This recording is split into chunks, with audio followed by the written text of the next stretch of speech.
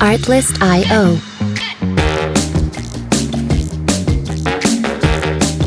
What's up, guys, and welcome back to the Gunner Report. For the Arsenal vs Bournemouth post-match report. I mean, obviously, such a bad game, deja vu. With the red card.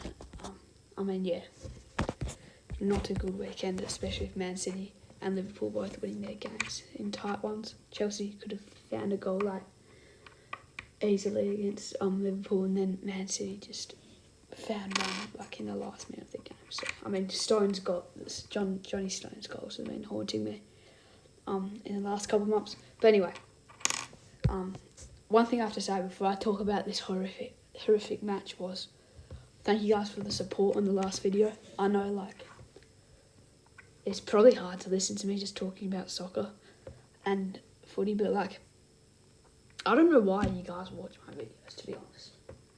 I'm just like a kid talking about sport.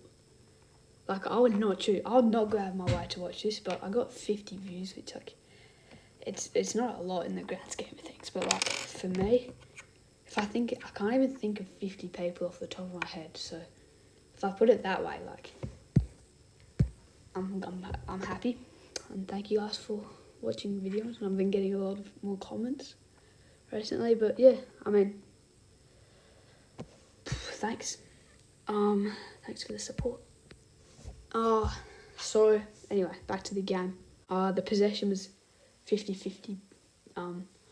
We looked the better team earlier on in the game, as we expected, but I never felt too confident.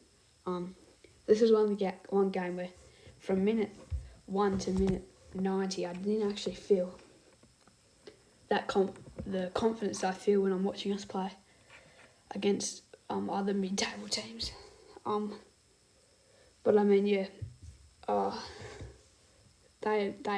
Bournemouth just played really well, and the red card as well.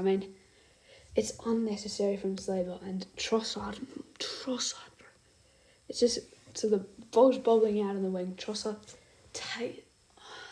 he could take a touch and turn, but he's popped it back. I think he's thought that Saliba was positioned there, but Saliba was higher up. It's gone past Saliba, and then I can't remember who it was. Trying to remember. I might remember if I look at the lineup here. It might have been Evan Nielsen or Tavernier, but I actually don't. I don't think it was Semenyo, but I think it was. I'm not sure. And he's pulled him down, and the only thing I'm thinking is, oh no, not this again. But when you look at it, Saliba had so much time to get back, and his speed and his recovery pace is one of the best in the world. I think he needs to back himself in those positions where the attacker's through and goal and he's got a metre to catch. But yeah, it was annoying to see that he took him down. And that just derailed our game pretty much. Probably the most controversial decision of the game, in my opinion, taking Sterling off. Sterling looked good, he was creating chances. I think if we kept him on, because we lacked that pace after he went off, and it felt like we struggled so much to get it forward until Martinelli came on in the 70-something minute, 64th minute. And that was one of the many decisions I was disappointed with. Kivior coming on as well. I don't think that you need to bring on a centre-back straight away after a red card all the time. I think you can drop Rice to centre-back and play a 4-2-3 with Moreno, Party in midfield, and then keep the front line the same. I would have much rather seen that. But I think we need to work out a new strategy to when we do go down to 10 minutes, which has happened 3 times in the span of 8 games for us. Work out a strategy to combat that in the most effective manner, and especially against Bournemouth, it shouldn't be too much of a problem. Compared to against City or Brighton, but yeah, I don't like the way we looked at that. And I think whenever we go down to 10 men, I think at first it goes from trying to get a win to trying to get just a point out of the game, where I feel like you should try, and you should always try and go for a win, especially against Bournemouth. Like, we're challenging for the league. Bournemouth are a mid-table side. Down to 10 men, we should still be comfortably trying to win the game.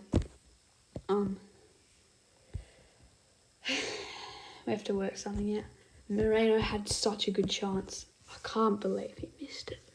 The ball just landed to him in the box, and he's had the defenders have backed off him, and he's probably like 2 metre.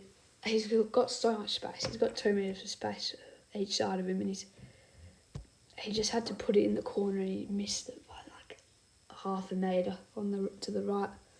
He pulled it a bit, and you could tell it was a bad miss. I feel like Wanyeri had to come on early as well. When he came on, we actually have like a ball carrier, someone who can carry the ball from midfield to attack. And I think Wanyeri has to start soon. I think Shakhtar's a good time for him. But Moreno was playing in that role, and he's playing high. He was playing kind of behind Havertz. And then Rice and Partey were kind of dropping deeper. But I would like to see maybe Moreno, Rice and Wanyeri next time, because Wanyeri's been really good. I just don't think Arteta backs him. And then Jesus just doesn't look up to it. I think I won't be too disappointed if we sell him in January. And then maybe we make a move for another striker. That'd probably be ideal. But yeah, Saka obviously missed the game. I got that one wrong. I thought he would be fit. Obviously, he pulled up injured for England, so I think he should be fine though. It's just the injuries at the moment are killing us. We need Timber and Tommy Ashley back, because I don't like bringing Kivior off the bench. And if we talk through the goals, well, the Martinelli chance, I couldn't believe my eyes. Before Bournemouth scored their first, Martinelli, oh God, we win it back, plays it over. Martinelli's threw in behind, and he can place it like anywhere apart from where he placed it. He placed it right at Kepa, and of course he saved it. And then Bournemouth go on a counter attack, and they win it. I think they go down the other end, win a corner, and then we got undone by corners. And Christie as well. When he came on, he looked like he was dominating the game. Like, he was controlling the tempo for Bournemouth in midfield. Yeah, I think he played. Oh, sorry about that. I think he played really well for Bournemouth. I mean, this is such a disappointing game. And then the penalty as well. Kivior. I can't. Oh my God. He's tried to pass it back to the keeper, and then it's just like he scuffed it, and then I think it was Clivert or Semenyo. Semenyo had about a dozen chances, and he missed the lot. I think. Yeah, I mean, I had so many chances. It was kind of scary. 46th minute in the second half, he had a great chance to go up, and that's where I thought we're in for a long one here. But it's so disappointing. And then Clivert was smart with the penalty. He went bottom left 2 times in a row, and then he looked at the thing, and then of course he was going to dive that direction, and he went the other way. But yeah, the penalty it reminded me of that the Neuer one on Saka in the Champions League last season. And to be honest, I don't want to try and make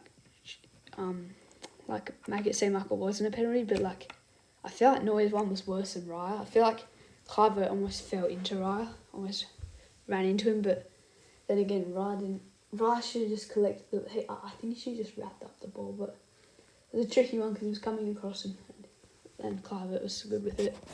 But yeah, now we're in a bad situation. I just feel like we've got to keep challenging, but we can't be too annoyed by this result, because it's only one result out of a whole season, and we still got a whole season to go. But we can't let this happen again, because City and Liverpool especially City, they're gonna keep going. So anyway, thank you guys for listening to the Gun Report, and I'll see you next one. Bye bye.